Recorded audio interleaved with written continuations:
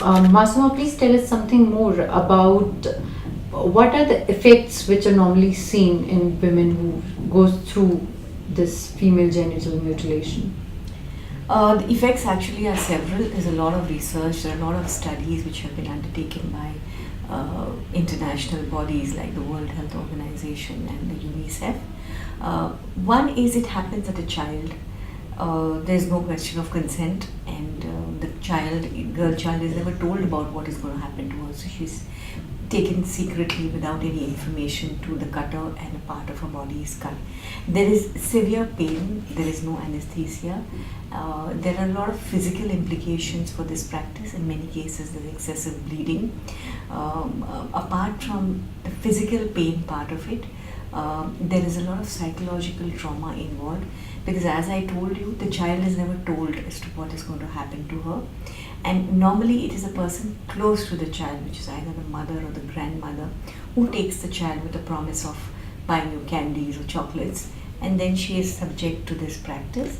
So there's a lot of psychological trauma, there's a betrayal of trust which remains with the child.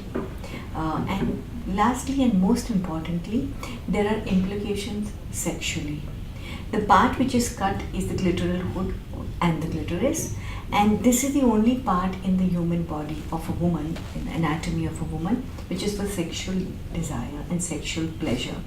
And this is the part which is under attack by the performance of this practice.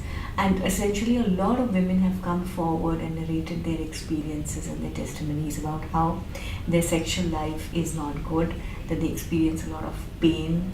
There are a lot of issues which they've had with childbirth, and essentially the psychosexual trauma stays, and it's an irreparable loss and damage which happens at the age of 7, and it's a lifelong loss.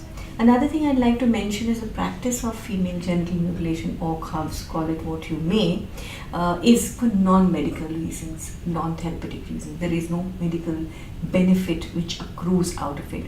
And world over, it has been declared as a human rights violation. It's a violation of a child rights. It's a violation of women's rights.